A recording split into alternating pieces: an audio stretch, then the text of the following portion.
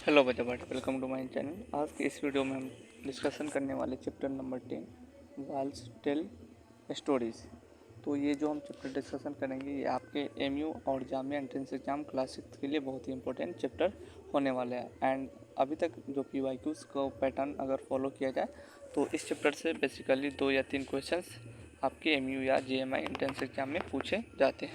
तो चलिए हम लाइन बाय लाइन इस चैप्टर को कंप्लीट करते हैं और मैं आपको यहाँ से एक और टिप्स देते चलूँगा कि आपके क्वेश्चंस कहाँ से बनते हैं और किस तरह के बनते हैं, सो डैट आप उस लाइंस को अच्छे से रीड कर सको, याद कर सको और रट सको। तो चलिए हम वीडियो को शुरू करते हैं बिना टाइम वेस्ट किए हुए। रिस्ट गोलकोंडा। तो कुछ बच्चों मतलब होता है ना, पिकनिक ये सब होता है, फेस्टिवल कोई होता है, तो कुछ बच्चे वहाँ पे गोलकोंडा फोर्ट विजिट करने जाते हैं। At last we reached Golconda, और बहुत जगह उन्होंने विजिट किया एंड एंड में वो कुछ लोग थे जो बच्चे घूमने फिरने गए थे, वो लोग गोलकोंडा फोर्ट पहुँचे। वी वर ग्लैड डैट दीदी वाज विथ अस, और वो लोग बात कर रहे हैं कि हम लोग को बहुत खुशी हो रही क्योंकि हमारी दीदी हमारे साथ है।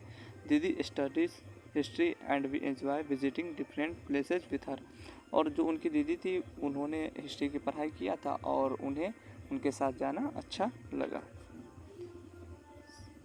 Selja, my goodness this fort is so huge. तो शैलजा क्या बोलती है कि अच्छी मतलब कि थैंक्स गॉड, मतलब कि अच्छी बात है कि ये जो फोर्ट है ये बहुत बड़ा है। श्रीधर बोलता है and see what at a height it is build, और श्रीधर बोलता है कि देखो ये कितनी ऊंचाई पे बना हुआ है। कल्याणी बोलती है just look have you ever seen such a huge gate, और कल्याणी बोलती है क्या आपने कभी इतना ऊंचा गेट देखा है। तो शैलजा फिर बोलती है it must be very heavy, I wonder how many people would be needed to open and close this gate. और जो शैलजा बोलती है कि मैं तो वंडर कर रही हूँ, मतलब मैं आश्चर्य में हूँ कि इतने बड़े बड़े गेट, जैसा कि आप देख सकते हो कि इतने बड़े बड़े गेट को ओपन या क्लोज करने के लिए कितने लोगों की ज़रूरत पड़ती होगी। तो फिर कल्याणी बोलती है look at this sharp iron spokes, I wonder why they were made, और बोलती है जो ये कल्याणी वो बोलती है कि आयरन की तरह जो दिख रहा है इसे देखो, मैं तो वंडर हूँ, मतलब आश्चर्य में कोई इसे किसने बनाया होगा। तो फिर शैलजा बोलती है look at this thick walls also, तो शैलजा बोलती है कि इस दीवारों को भी देखो जो कि बहुत ही ज़्यादा थिक है, मतलब मोटा है, थोड़ा सा हेवी टाइप का है। तो श्रीधर बोलता है I have never seen such thick walls, Shridhar बोलता है मैंने आज तक इतना जो थिक वॉल्स है नहीं देखा है। तो कल्याणी बोलती है at some places a part of the wall comes out of a round shape, I wonder why. तो ये कल्याणी बोलते हैं कि जैसा कि आप अगर इस पिक्चर में देखोगे तो कहीं कहीं पे आपको दिखेगा कि ये ना सर्कल टाइप का है। आई थिंक इस पिक्चर में तो नहीं दिखाया गया है, आपने अगर कोई और फोर्ट देखा होगा तो बिल्डिंग के ऊपर बेसिकली एक ऐसा सर्कल जिसे डोम शेप बोला जाता है वो निकला हुआ रहता है। तो फिर दीदी बोलती है दीज आर कॉल्ड बेस्टन्स बुर्ज, see these are even higher than the wall, the outer wall is of this fort has 87 bastions, thick walls, a huge gate and so many bastions, so many ways to ensure security। तो ये जैसे कि एक डोम type का ऐसा होता है, तो इसे है ना जैसे कि ऐसा बिल्डिंग है तो इसके ऊपर से ऐसे रहता है सो डैट यहाँ से लोग रखवाली कर सके, तो उसी को है ना बेस्टन्स बोला जाता है। और इस बिल्डिंग में जो भी ये गोलकोंडा बिल्डिंग था, फोर्ट था, उसमें टोटल 87 बेस्टन्स थे। तो सबसे पहले यहीं से क्वेश्चन पूछे जाते हैं कि जो गोलकोंडा फोर्ट है उसमें कितने बेस्टन्स है, तो 87 बेस्टन्स थे। ये याद कर लो, रट लो, जो करना है कर लो, बट ये याद होनी चाहिए बिकॉज यहाँ से क्वेश्चंस आपके एमयू एंट्रेंस एग्जाम या जामिया एंट्रेंस एग्जाम में पूछे जाते हैं। जैसा कि आप देख सकते हैं इसी को बेस्टन बोला जाता है, कि क्या बोला जाता है, बेस्टन बोला जाता है। चलिए नेक्स्ट हमारा जो टॉपिक है उसका नाम है what did we find inside the fort. और वो लोग घूमते घूमते वो जाते हैं, फोर्ट के अंदर जाते हैं और वो लोग सोच रहे हैं कि हम लोगों ने वहाँ क्या देखा। शैलजा बोलती है I wonder how old this fort would be, do you think the king build the fort so that he could live here. Shailaja बोलती है कि क्या आप गेस कर सकते हो कि ये कितने साल पुराना है, और वो तो आश्चर्य भी हो रही थी कि जो राजा ने ये महल बनाया है क्या सिर्फ रहने के लिए बनाया है। कल्याणी बोलती है it was written outside the Qutb Shahi sultan ruled here one after another from 1518 to 1687। तो यहाँ से क्वेश्चन बनता है कि जो ये मतलब कि फोर्ट है गोलकोंडा फोर्ट, उसका किसने निर्माण किया था, किसने बनाया था? तो किसने बनाया था? कुतुब शाही सुल्तान्स ने। किसने बनाया था? कुतुब शाही सुल्तान्स ने। और इन्होंने कब से कब तक राज किया था? तो 1518 से 1687 तक इन्होंने राज किया था। तो यहाँ से दो क्वेश्चंस बनते हैं, एक तो किसने बनाया था गोलकोंडा फोर्ट, तो कुतुब शाही सुल्तान्स ने, और कब से कब तक इन्होंने राज किया कुतुब शाही सुल्तान्स ने, तो 1518 से 1687 ईस्वी तक। दीदी बोलती है much before that in 1200 this fort was made up of mud and different rulers lived hair. तो उनकी दीदी बोलती है ऐसा नहीं कि ये अभी जस्ट बना है, इससे पहले भी है ना 1200 साल पहले मतलब ये फोर्ट बन के तैयार हो गया था। बट उस वक्त है ना मड से बना हुआ था, मतलब कीचड़ से, मिट्टी से ये सब मिट्टी और पानी का जो मिक्सचर होता है उसी को मड बोला जाता है, उससे बना हुआ था। तो सैलजा बोलती है oh look this board has a map of the fort. और सैलजा बोलती है कि अच्छा चलो हम लोग देखते हैं, एक मैप दिख रहा है, जिससे वो जाने के बाद देखती है तो उसे पता चलता है कि ये मैप का ये जो फोर्ट का नक्शा है। तो श्रीधर बोलता है this map shows so many gardens, fields and factories. See, there are many places in also inside the fort. तो ये श्रीधर क्या बोलता है कि ये मैप है ना हमारे आसपास जो भी गोलकोंडा फोर्ट है, तो उसके अंदर है ना जितने भी पेड़ है या खेत है, बागीचा है, उसके बारे में बताया है। तो सैलजा बोलते हैं that means that not only the sultan but many other people like farmers and workers must have been living here. तो सैलजा बोलती है कि अच्छा अब समझ में आया कि यहाँ पे सिर्फ राजा ही नहीं रहते थे, उसके अलावा जो भी फार्मर्स थे या गार्डनर्स थे या वर्कर्स थे वो भी उनके साथ यहाँ पे रहते थे। तो कल्याणी बोलती है it must have been a complete town. और कल्याणी बोलती है कि ऐसा लग रहा है कि ये है ना पूरा एक तरह से शहर की तरह है। The sultan's place Shridhar these steps seem to go on and on. तो ये जो सुल्तान है ना सुल्तान्स प्लेस मतलब कि जो सुल्तान का महल होता है उसके बारे में बताया गया। तो श्रीधर बोलता है कि जैसे ही हम आगे बढ़ते जा रहे हैं ऐसा लगता है कि और आगे बढ़ने की ज़रूरत है सीढ़ी पे। तो फिर सैलजा बोलती है कि even in those days this they used to have buildings with 2 floors. और सैलजा बोलती है कि उस ज़माने में भी 2 मंजिले पे मतलब बिल्डिंग पे 2 मंजिला होता है ना, फ्लोर्स होता है, वो भी था। तो कल्याणी बोलते हैं now the building is in ruins but one can imagine that the earlier there were many big halls and rooms hair.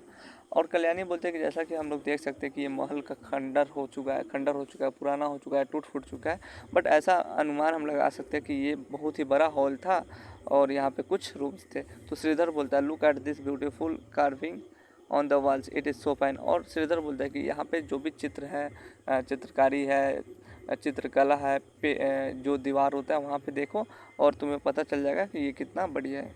तो कल्याणी बोलती है we also saw something like a fountain on one of the roofs. तो कल्याणी बोलते हैं कि जैसा कि हम लोग ने भी देखा है कि यहाँ पे कुछ फाउंटेन्स क्या होता है कि मतलब घर के ऊपर कुछ अच्छा सा सजावट, उसी को बोला जाता है। तो दीदी yes there are many big tanks and fountains here they used to be full of water. तो एक्चुअली में फाउंटेन मतलब क्या होता है कि वैसा जगह जहाँ पर पानी भर सकते हैं। तो दीदी बोलते हैं कि हाँ हम लोग देख सकते हैं कि यहाँ पे बहुत ही ज़्यादा टैंक्स और फाउंटेन्स रखा हुआ है बिल्डिंग के ऊपर।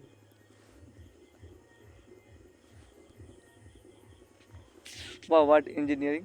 Think even today when engineers design houses, sometimes there are dampers in the walls and so they're long away. There are fountains on the terrace. The building must have been, I think इसको पढ़ना ही बेकार है because यहाँ से question आपके नहीं आते। ये सारी चीज़ें भी पढ़ना बेकार है, ये आपके स्कूल एग्जाम्स में आते हैं। हम लोग एमई और जेईई एंट्रेंस एग्जाम के हिसाब से पढ़ाई कर रहे हैं। चलो यहाँ से क्वेश्चन पूछे जाते हैं कि हम कैसे पता कर सकते हैं कि किधर ईस्ट है या वेस्ट है। तो सबसे पहले हम सूरज के तरफ अपना जो होता है ना, अपना जो सर होता है, अपना आँख उसकी तरफ आई कांटेक्ट करते हैं सूरज से। और अगर वो अगर हम लेफ़्ट हैंड आगे निकालें, मतलब होता है ना लेफ़्ट साइड निकालें, तो उस साइड है आपका नॉर्थ होता है और राइट साइड आपका साउथ होता है।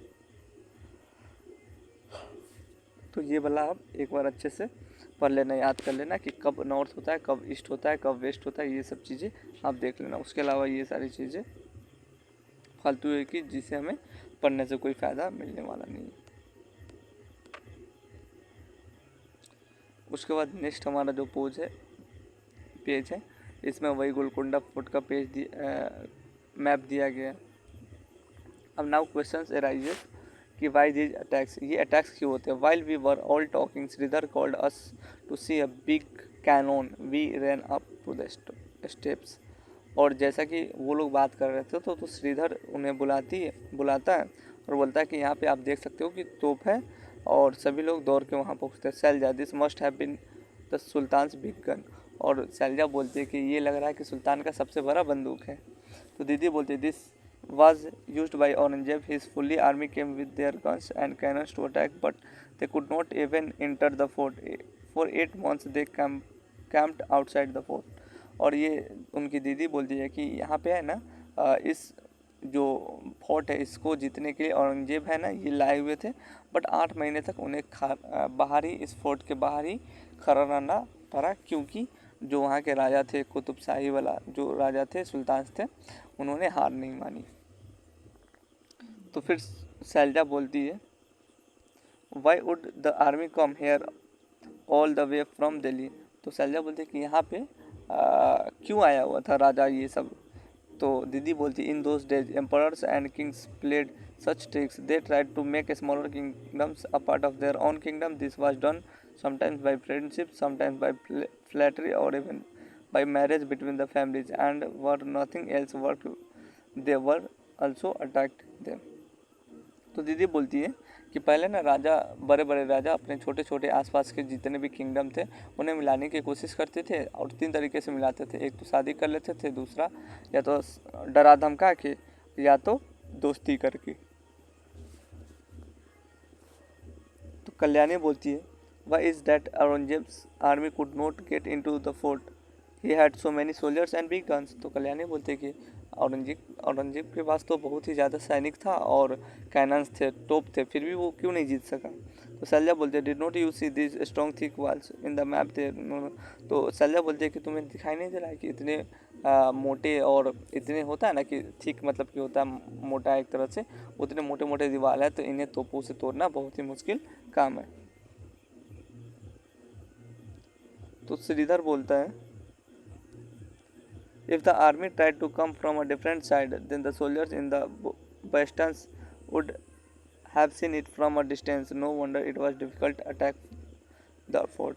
तो श्रीधर बोलते हैं कि कुछ लोग हैं ना, जितने भी सैनिक थे उस महल के, वो लोग ना बेस्टन पे चढ़ जाते थे और देखते थे कि कहाँ से सिपाही आ रहा है औरंगजेब के, और वहाँ पे अच्छा खासा अटैक करके उन्हें मार डालते थे। कल्याणी बोलती imagine the army is coming on the horses and the elephants and all with all their guns, here the sultan's army stands fully prepared। और कल्याणी बोलते कि जस्ट इमेजिन करो कि जो भी दुश्मन थे औरंगजेब के लोग थे, वो लोग उन्हें मारने आ रहा है और ये लोग अपना पूरी तैयारी के साथ गोला बारूद लेकर के बैठे हुए। Shailaja oh no how many people and soldiers on both the sides have been killed in this fighting, why do people attacks and have wars. और ये शैलजा बोलते हैं कि ये तो बहुत ही गलत बात है, वार्स में तो बहुत ही लोगों को जान गंवानी पड़ती है, चाहे दोस्त हो या दुश्मन, कोई भी देश का हो या कोई भी राज्य का हो, कोई भी साम्राज्य का हो, अगर लड़ाई होती है तो दोनों देशों या दोनों साम्राज्य को नुकसान झेलना पड़ता है। तो श्रीधर बोलता है guns and cannons are the things of the past now, this days many countries have nuclear bombs, a single bomb can cause so much destruction. तो श्रीधर बोलता है कि पहले के ज़माने की बात है कि जब लोग गोली बंदूक ये सब से लड़ाई करते थे, अब है ना आपके मॉडर्न ज़माना में न्यूक्लियर बम्स आ चुका है, और एक है ना न्यूक्लियर बम बहुत ही ज़्यादा लार्ज एरिया में उससे नुकसान पहुंचाता है। ये सब फालतू है।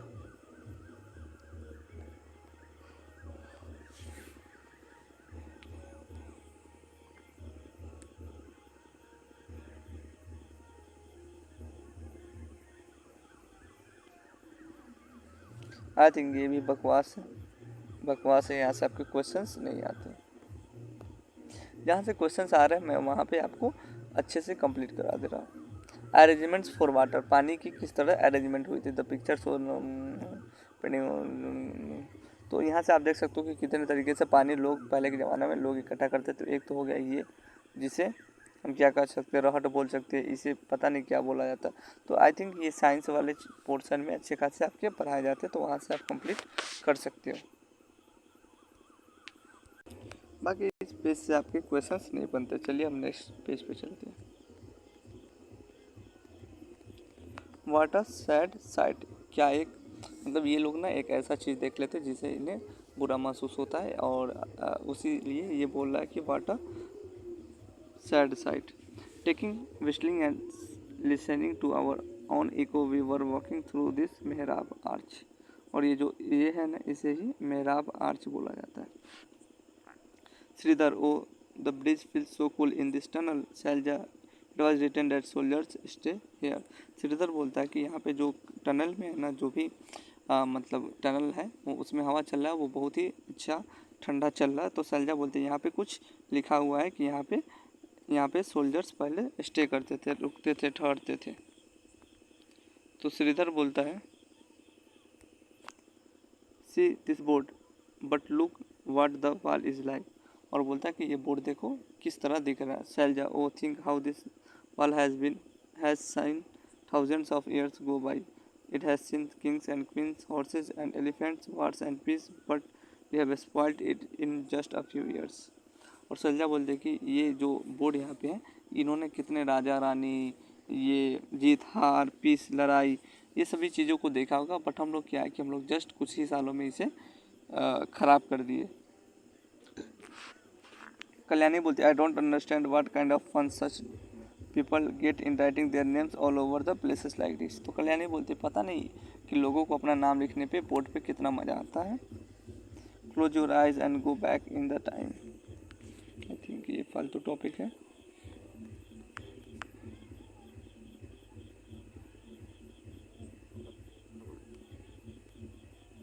चलिए हमारा नेक्स्ट जो टॉपिक है गोइंग टू द म्यूजियम। इसके बाद वो लोग म्यूजियम पहुंचते हैं। After seeing Golconda the children world also went to a museum in Hyderabad.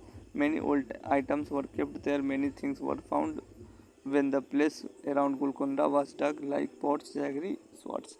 उसके बगल में ही है ना, जो फोर्ट था उसके बगल में ही है ना एक म्यूजियम था, जहाँ पे गोलकोंडा फोर्ट से कुछ कुछ निकले हुए पॉट्स थे, ज्वेलरी थे, तलवार थे, ये सारी चीज़ें वहाँ पे रखी हुई थी। और ये जो म्यूजियम है कहाँ पे है, तो हैदराबाद में। यहाँ से भी क्वेश्चन पूछे जाते हैं म्यूजियम कहाँ पे है, तो हैदराबाद में। चल जाओ, why are these broken pieces of pots kept in the almirah? See the small plate made of bronze. The blue piece seems to be made from ceramic. तो शैलजा बोलती है कि अरे यार, ये तो टूटे फूटे जितने भी पॉट्स हैं इन्हें अलमीरा के अंदर क्यों रखा हुआ है। और कुछ प्लेट छोटे छोटे दिखे जो ब्रोंज से दिखा हुआ था, कांच से, और वो टूटा फूटा हुआ था। तो दीदी बोलती it is all through this things that we come to know how people of those times lived, what they used, and what things they made. If all these would not have been kept here, how would you know how about those items? तो दीदी इनकी बोलती है कि actually इसका क्या काम है कि ये है ना, लोग जो भी जिस विभाग को दिया गया वो लोग है ना हिस्टोरिकल ऑब्जेक्ट को इकट्ठा करते, सो डैट लोग वहाँ पे जाए देखने और वहाँ से कुछ सीखने को उन्हें मिले।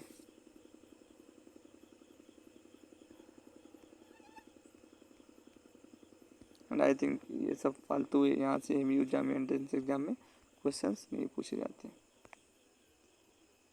चलिए हमारा ये लास्ट पेज है और लास्ट टॉपिक भी, make your on museum. Rajni teachers a government school in Malappuram district in Kerala. Together with the children in her class, she also collected many old things from the old houses, like old walking sticks, locks, umbrellas. ये सारी चीज़ें उन्हें दिखा। तो रजनी है ना एक teacher है, और वो ना गवर्नमेंट स्कूल में मल्लापुरम डिस्ट्रिक्ट में केरला के पढ़ाती है। और वहाँ पे है ना उन्होंने कुछ चीज़ें इकट्ठा की है, सो डैट क्लास को या घर को सजाया जा सके। They also saw that these things look like today. Rajni and the children put up an exhibition which people from the neighborhood came to see. You could also do this. और उन्होंने एक एग्जीबिशन, साइंस एग्जीबिशन की तरह अपने आसपास के लोगों को बुलाया, सो डैट वो लोग देखें और उसमें कुछ कमी या तारीफ करने लायक कुछ चीज़ हो तो वो कर सकें। एंड आई थिंक इसमें कुछ ऐसा है नहीं जो एम यू या एंट्रेंस एग्ज़ाम JMM में पूछ सकते हैं, यहाँ पे भी कुछ ऐसा है नहीं। तो इसी के साथ ये चैप्टर हमारा कंप्लीट हो जाता है। मैंने कोशिश किया है कि लाइन बाय लाइन जितने भी थ्योरी थे वो कराने का। Subjective questions are not possible because ये हमारे एग्जाम्स में पूछे नहीं जाते, तो इसी वजह से और टाइम को ध्यान में रखते हुए मैंने आई थिंक 20 मिनट में ये एक लंबा बड़ा सा चैप्टर मैंने कंप्लीट करा दिया। तो अगर आपको वीडियो पसंद आ रहा है तो प्लीज़ अपने दोस्तों के साथ शेयर करो, लाइक करो, सब्सक्राइब करो। और क्या मैं कहूँ कि ये जो सीरीज चल रहा है ये अंतिम दिन तक चलेगा, अंतिम समय तक चलेगा, पूरा कंप्लीट सीरीज चलेगा। तो प्लीज़ हमारे प्लेलिस्ट को जाकर के एक बार देखो, अच्छे से समझ में सब कुछ आ जाएगा। चलिए मिलते हैं नए वीडियो के साथ। जय हिंद, जय भारत।